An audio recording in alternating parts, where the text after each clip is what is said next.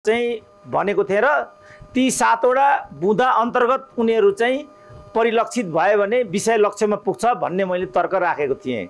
त्यसमा पहिलो चाहिँ आइडियोलोजीको प्रश्न थियो, विचारको प्रश्न। त्यसपछि दोस्रो संरचनाको प्रश्न थियो, स्ट्रक्चरल प्रश्न। त्यसपछि तेस्रो नेतृत्वको प्रश्न थियो, लिडरशिपको प्रश्न। चौथो चाहिँ मार्गचित्रको प्रश्न थियो। त्यो चौथो अन्तर्गत 3टा क ख ग मैले राखेँ। 1 मा अन्तरिम सरकार, 2 मा अन्तरिम संविधान, 3 मा निर्वाचन। यो 7 वटा बुँदा अन्तर्गत जेएनजीहरू गयो भने चिज लक्ष्यमा पुग्छ, होइन भने भन्न सक्दिनँ भन्ने मेरो कुरा थियो। तर ती कुनै पनि कुराको सम्बोधन भएन। सरकार बनाएको थियो जेएनजीले, सरकार आयो संविधानभन्दा बाहिरबाट। अब प्रधानमन्त्री भन्छ संविधानभन्दा बाहिर म जान सक्दिनँ। जेएनजीहरूलाई केही कुरा चाहिएको भने संवैधानिक प्रक्रियाबाट आउनु, निर्वाचनमा जानु, संविधान संशोधन गर्नु, जे चाहेको त्यो कुरा गर्नु भनेपछि यहाँ कुन चाहिँ कथा भन्न बाँकी रह्यो त? अब यो चोटि पनि त्यही हुने हो कि? पछिल्लो चोटि चाहिँ म के सुन्दैछु भने परराष्ट्र मन्त्रालय खाली छ, त्यसमा बालेन शाहको भिनाजु आउनेवाला हुनुहुन्छ भनेपछि त केही बाँकी रहेन। यहाँ अब ऋषि धमला सुरेन्द्र केसी भन्नुहुन्छ, बालेन शाह मेरो भिनाजु भन्नुहुन्छ भने प्रत्येक दोस्रो मान्छे भ्रष्ट छ यो देशमा। किनभने त्यो नगरिकन पेटै पाल्न सकिँदैन कहीँ कुनै पनि क्षेत्रमा। चाहे त्यो वकालतको क्षेत्रमा जाउँ, चाहे त्यो बौद्धिक क्षेत्रमा जाउँ, चिकित्साको क्षेत्रमा जाउँ, मिडियाको क्षेत्रमा जाउँ, जहाँसुकै जाउँ, तपाईँले के भ्रष्टाचार गर्नुपर्छ कि जोगी बनेर बस्नुपर्छ? सोसियल मिडियाले जे गर्यो त्यसको लागि धन्यवाद उहाँले नै भन्नुभएको छ। तपाईँहरूको भूमिका अतुलनीय र अवर्णनीय भन्ने छ। सँगसँगै त्यसभित्र अनेक कुराहरू पनि भएका छन्। 1400-1500 फेक आइडीहरू खोलेर पनि सोसियल मिडियाले जेएनजी आन्दोलनलाई प्रचारमा लगेको भन्ने लगायतका कुराहरू पनि त्यहाँभित्र छन्। त्यसपछि सरकारको कुरा गर्नुभएको छ उहाँले, भ्रष्टाचारको कुरा गर्नुभएको छ। अबको निकास के हुनसक्छ भन्ने कुरा पनि छ। अब जेएनजी आन्दोलनको बारेमा चाहिँ मैले सुरुमा यसको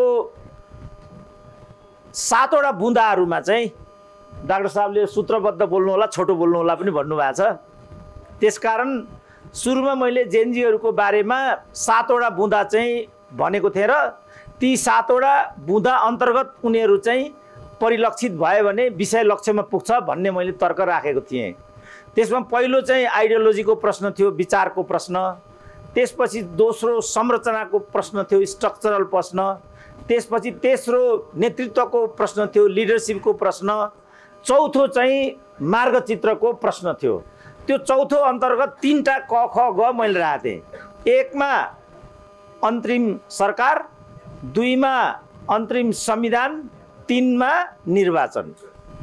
यो 7 वटा बुँदा अन्तर्गत जेएनजीहरू गयो भने चिज लक्ष्यमा पुग्छ, होइन भने भन्न सक्दिनँ भन्ने मेरो कुरा थियो। तर ती कुनै पनि कुराको सम्बोधन भएन। एकैचोटि अन्तरिम सरकार बन्यो। अन्तरिम सरकार बन्दाखेरि जेएनजी समूहको नेतृत्व त्यहाँ देखिएन। सुरुमा अब निकै पाको उमेरको पूर्व प्रधान न्यायाधीशलाई प्रधानमन्त्रीको रूपमा ल्याइयो। यसले किनभने मर्निङ सोज द डेज भन्छ, यसले लक्ष्यलाई ठिक ठाउँमा पुर्याउँदैन कि क्या हो भन्ने आशंका भयो। तर सुशीला कार्की माथि विवाद गर्नु राम्रो हुँदैन भन्ने हिसाबले ल यो भइगयो, ठिकै छ। तर 2 जना जो तत्पश्चात उहाँले मन्त्रीमण्डल विस्तार गर्नुभयो, त्यहाँ चाहिँ जेएनजी आउनु राम्रो हुन्छ भने मैले त्यहाँ पनि त्यो कुरा भएन। न त्यो युवा समूहको भयो, न जेएनजीहरू भए, त्यो पनि भएन। फेरि मन्त्रीमण्डल विस्तार भयो। त्यो विस्तार हुँदाखेरि पनि त्यही कुरा भयो। लास्टमा प्रधानमन्त्रीले सम्बोधन गर्ने क्रममा के भन्नुभयो भने जेएनजीहरूले जे मागहरू उठाएका छन् ती मागहरू मेरो कार्यक्षेत्रभित्र पर्दैन भने त कथाको अन्त्य भइगयो नि त। के बाँकी रह्यो? यो सब डिस्कसन किन गर्नु पर्यो? सरकार बनाएको थियो जेएनजीले, सरकार आयो संविधानभन्दा बाहिरबाट। अब प्रधानमन्त्री भन्छ संविधानभन्दा बाहिर म जान सक्दिनँ। जेएनजीहरूलाई केही कुरा चाहिएको भने संवैधानिक प्रक्रियाबाट आउनु, निर्वाचनमा जानु, संविधान संशोधन गर्नु, जे चाहेको त्यो कुरा गर्नु भनेपछि यहाँ कुन चाहिँ कथा भन्न बाँकी रह्यो त? अब यहाँ केही भन्न बाँकी जस्तो मलाई लाग्दैन। तर यी कुनै पनि कुराहरू भएनन्। जहाँसम्म मन्त्रीमण्डलमा सुरेन्द्र केसी जाने अथवा को जाने भन्ने कुरा छ, नेपालमा नियुक्तिका 4 आधार हुन्छन् मैले भनेको छु। त्यसमा पहिलो नाता, दोस्रो पैसा, तेस्रो व्यभिचार, चौथो बाह्य। कुनै पाँचौं कारणले कुनै व्यक्तिको नियुक्ति भएको छ भने त्यो हेड पिउन भए पनि हुन्छ। मलाई यो हेड पिउन चाहिँ कसले नियुक्ति भयो भनेर मलाई सोध्नु, म त्यसको जवाब दिइदिन्छु। र मैले के आशंका व्यक्त गरेको थिएँ भने यो चोटि पनि त्यही हुने हो कि। पछिल्लो चोटि चाहिँ म के सुन्दैछु भने परराष्ट्र मन्त्रालय खाली छ, त्यसमा बालेन शाहको भिनाजु आउनेवाला हुनुहुन्छ भनेपछि त केही बाँकी रहेन। यहाँ अब ऋषि धमला सुरेन्द्र केसी भन्नुहुन्छ, बालेन शाह मेरो भिनाजु भन्नुहुन्छ। यो पनि सिद्धियो। अब अन्तिम बुँदा छ, अब के गर्ने त, निकास के हुन्छ भनेर। अथवा त्योभन्दा पहिला भ्रष्टाचारको पनि अलिकति कुरा गरौँ न। भ्रष्टाचार पनि यो जेनजी आन्दोलनको महत्त्वपूर्ण एउटा मुद्दा थियो भनेर मैले सुनेको हो। तर मेरो विचारमा नेपाली समाज आफै एउटा भ्रष्ट सोसाइटी हो। यो सोसाइटीमा भ्रष्टाचार मुद्दा हुन सक्दैन, किनभने प्रत्येक दोस्रो मान्छे भ्रष्ट छ यो देशमा। किनभने त्यो नगरिकन पेटै पाल्न सकिँदैन कहीँ कुनै पनि क्षेत्रमा। चाहे त्यो वकालतको क्षेत्रमा जाउँ, चाहे त्यो बौद्धिक क्षेत्रमा जाउँ, चिकित्साको क्षेत्रमा जाउँ, मिडियाको क्षेत्रमा जाउँ, जहाँसुकै जाउँ, तपाईँले के भ्रष्टाचार गर्नुपर्छ कि जोगी बनेर बस्नुपर्छ? भ्रष्टाचार गर्ने भने तपाईँको बिल्डिङ ठुलो हुन्छ, तपाईँ दोहोरे तेह्रे मन्त्री हुनुहुन्छ, तपाईँले अरू पनि गर्न सक्नुहुन्छ। त्यो गर्नु भएन भने सुरेन्द्र केसीको जस्तो हालत हुन्छ। अब तपाईँ कुन बाटोमा जाने त्यो आफ्नो छनौट हो। यो चोटि पनि त्यो कुरा हुन त्यति सहज छ भन्ने जस्तो मलाई लाग्दैन। त्यसपछि म अन्तिम बुँदामा आउँछु। अबको निकास के हुनसक्छ त? अब जेनजीको कुरा त केही पनि पुरा हुन्छ भन्ने मलाई लाग्दैन अबको अवस्थामा, किनभने आफ्नो मागहरू छोडेको जेनजी आफैले हो। जेनजी सरकार बन्नुभन्दा पहिला यसको टिओआर बन्नु पर्थ्यो। त्यो टिओआर अन्तर्गत अघि मैले भनेका 7 वटा बुँदाहरू आउनु पर्थ्यो र जो प्रधानमन्त्री हुने हो त्यसलाई सोध्नु पर्थ्यो हाम्रो टिओआर यो छ, यो टिओआर भित्र रहेर तपाईँ मुलुकको सेवा गर्न, जेनजीको मार्गदर्शन गर्न तत्पर हुनुहुन्छ कि हुनुहुन्न? पहिलो प्रश्न उहाँहरूले सुशीला कार्कीलाई नै सोध्नुहुन्थ्यो। अब सुशीला कार्कीले हो यो म 7 वटा गर्न सक्छु भनेको भए उहाँ नै प्रधानमन्त्री हुनुहुन्थ्यो। त्यसपछि अर्को प्रश्न म भए ठाउँमा आउँथ्यो। म त हात उठाइहाल्थेँ, डाक्टर सुन्दरमणि देखाइदिन्थेँ। डाक्टर सुन्दरमणि दीक्षितले हुन्छ म गर्छु भन्नुभयो भने म पछाडिबाट ऋषि धमला लगायत सहयोग गर्थ्यौँ, उहाँ प्रधानमन्त्री हुनुहुन्थ्यो, जेनजीका मागहरू पुरा हुन्थे। अर्को बाटो त्यो थियो, त्यो पनि छोडियो।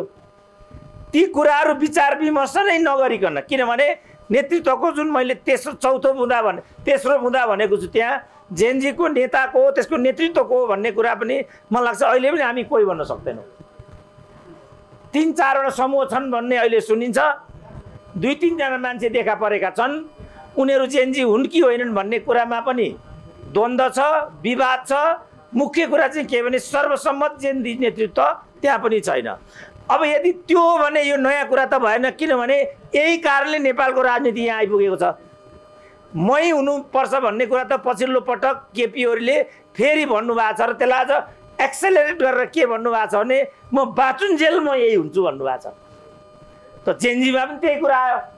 सानो एउटा विराटनगरको के भाइ अरे परवेश दाहाल भन्छ मै हुँ त्यसको नेता। अर्को निराज ढुङ्गाना, होइन निराज ढुङ्गाना भन्छन् मै हुँ सुदन गुरुङ त महानायकै भइहाले। अब भनेपछि यस्तो खालको त यहीँ थियो नि अलरेडी। केपी ओली यहीँ थिए, वामदेव यहीँ थिए, शेरबहादुर यहीँ थिए, उनकी स्वास्नी यहीँ थिए, उनको समिति यहीँ थियो, सालो यहीँ थियो, दलाल यहीँ थियो, बिचौलिया एभ्रिथिङ यहीँ थियो, केही पनि कमी थिएन। त यही प्रवृत्तिको पुनरावृत्ति हो भनेदेखि जेनजी आन्दोलनको औचित्य केही हुँदैन। अब यो भन्यो भने फेरि घरमा आगो लाग्ने हो कि अहिलेको नयाँ प्रवृत्ति आइलागेको छ, बल्ल बल्ल एउटा झुब्रो बनाएको छ, त्यसमै आएर एउटा ल्याएर आगो झुसिदियो भने फेरि कहाँ जाने? बोल्न पनि सकिँदैन। नबोल्नु ऋषि धमला आज पनि सुरेन्द्र केसी, भोलि पनि सुरेन्द्र केसी भन्नुहुन्छ, फेरि बोल्नै पर्यो। आयो यत्रो मिडिया हुन्छ यहाँ, अब के शीर्षक राख्ने हो फेरि थाहा छैन। सुरेन्द्र केसीले जेनजीको धज्जी उडायो भन्ने हो कि केपी ओलीको गुणगान गायो भन्ने हो, केही ठेगान छैन। यो छ अवस्था। त्यसकारण म अन्तिम बुँदामा आउँछु। यो सबै परिदृश्यलाई हेर्दाखेरि के वे आउट हुन सक्छ त भविष्यको?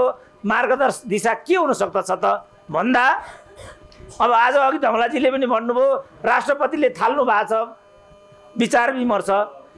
अहिले प्रधानमन्त्रीले यो संविधान अन्तर्गत मैले शपथ खाएको भन्नुहुन्छ, त्यो हो भने राष्ट्रपतिले विचार विमर्श गर्ने संविधान त हैसियत राख्नुहुन्न, उहाँले यो काम गर्नुहुन्न। यो काम अहिले अन्तरिम सरकारले नै गर्नुपर्छ र प्रधानमन्त्रीले नै गर्नुपर्छ। प्रधानमन्त्रीले दलहरूसँग संवाद गरेको विषयवस्तुको ब्रिफिङ राष्ट्रपति कहाँ प्रस्तुत गर्न सक्नुहुन्छ, यो उहाँको कर्तव्य पनि पर्छ। तर राष्ट्रपतिले पहल कदमी लिने भनेको फेरि पुरानो दलका मान्छे टाउको उठाए यिनीहरू ठोक्नुपर्छ भन्ने विचार आउँछ फेरि त्यहाँ, यो उपयुक्त हुँदैन। त्यसकारण प्रधानमन्त्रीले नै अग्रसर भएर दलहरूसँग संवादको प्रक्रिया थाल्नुपर्छ, जेएनजीहरूलाई विश्वासमा लिनुपर्छ। 3टा मन्त्रालय बाँकी छन्, ती 3टा मन्त्रालयमा जेएनजीहरूकै त्यही समूहका 23 वर्ष 21 वर्षका यो 27 मुनिका यहाँ सबभन्दा सानो जो छ हो त्यो उमेरका टाइपकालाई चाहिँ बनाइदिनुपर्छ र उनीहरूले नै भन्नुपर्छ उनीहरू के चाहन्छन्। हामी त भनेका भनेछौँ, बोलेका बोलेछौँ, हामीले चाहिँ समाजलाई चिन्न सकेका रहेनछौँ नि त। समाजले के चाहन्छ, मान्छे के चाहन्छ भन्ने कुरा त हामीले व्यक्त गर्न सकेका रहेनछौँ। त्यसो भने जेएनजीले चाहिँ के सोचेको छ त यो देशको बारेमा, यो देशको भविष्यको बारेमा? सिंहदरबार कसरी बनाउने सोच्छौ? उसले आगो लगाएको होइन भने कसले लगाएको त्यो आगो? सर्वोच्च अदालतले न्याय समयमा दिँदैन थियो, अधिवक्ता नै आउनु भएको छ सबभन्दा ठुलो अधिवक्ता अझ। अहिले पछि उहाँले पनि भन्नुहोला, सर्वोच्च अदालतले नेपालको न्यायिक प्रणाली एकदमै प्रक्रियामुखी थियो, त्यसमा घुसपेस सबै कुराहरू हुन्थे, समयमा फैसला पनि हुँदैन थियो। तर त्यो बिल्डिङको त केही दोष थिएन नि त, त्यहाँभित्रका अभिलेखहरूको महत्त्व त जुग जुगसँग हामीलाई आवश्यक पर्थ्यो नि त।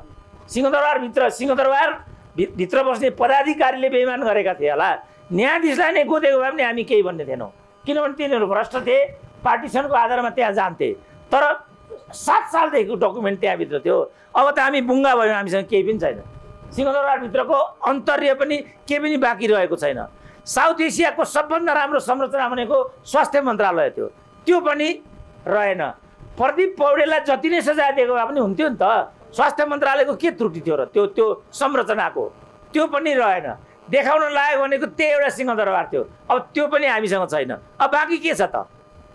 भाटभट्टीले अलिकति दिएको थियो, त्यो पनि छैन। चन्द्रागिरीको जुन थियो त्यो पनि देखाउन लायक थियो, अब त्यो पनि रहेन। के बाँकी रह्यो त अब भन्दा? मेडिसिटी, माथिको ग्रान्डी, यो चौधरीको के अरे यो नर्बिक, यो 3टा रह्यो। त्यसपछि एउटा युनिभर्सिटी रह्यो। जेएनजी सेकेन्ड गरौँ, यो 4टा पनि सिद्ध्याइदिउँ, कथाको अन्त्य हुन्छ। यही हो त हामीले चाहेको। तर भइराखेको यही छ। आक्रोश थियो होला, रिस थियो होला, सबै कुरा थियो, त्यो मसँग पनि थियो, अरूसँग पनि थियो, तर संरचनाको त केही दोष थिएन नि त। त्यसकारण यो जुन कुरा हामीसँग भइराखेको छ, यसको पुनर्निर्माण गर्नको लागि पनि भ्रष्टाचारको अघि कुरा आइरहेछ। मेरो अन्तिम मुद्दा हो, डाक्टर साहबले छोटो पनि भन्नुभएको छ। भ्रष्ट नेतृत्व अब 5-7 अरब चाहिँ थियो त्यहाँ देउपाकोमा भन्ने छ, कति थियो? प्रचण्ड कहाँ कति थियो? केपी ओलीसँग कति छ? अरू मन्त्रीहरूसँग कति छ? त्यहाँबाट जति पनि भ्रष्टाचार गरेको पैसा हो त्यो पैसालाई राष्ट्रियकरण गरेर जति पनि विधानसभा भएको छ त्यसको पुनर्निर्माण, योभन्दा अर्को उपायबाट त्यसलाई हामी पुनर्निर्माण गर्न सक्दैनौँ। र उनीहरू भ्रष्ट भए भनेर हामीले जेएनजी आन्दोलन गरेको हो भनेदेखि, त्यहाँबाट त्यो हामीले उपर गरेनौँ भनेदेखि जेएनजी आन्दोलनको औचित्य पनि फेरि पुष्टि हुँदैन। यो आन्दोलनको पुष्टिका लागि पनि हामीले त्यो काम गर्नुपर्छ। यति हामीले गर्न सक्दाखेरि हामी एउटा बाटो लिन सक्छौँ, होइन भने रणबुल्ल र अप्ठ्यारोमा हामी पर्छौँ, असुरक्षा र अशान्तिको स्थिति बढ्छ र हामीलाई थप चुनौती हुन जान्छ। यसबाट बच्नको लागि यति उपाय गऱ्यौँ भने त्यो अहिलेको लागि राम्रो हुन्छ भन्ने सुझाव राख्दै म आफ्नो भनाइलाई टुङ्ग्याउन चाहन्छु। धन्यवाद, नमस्ते।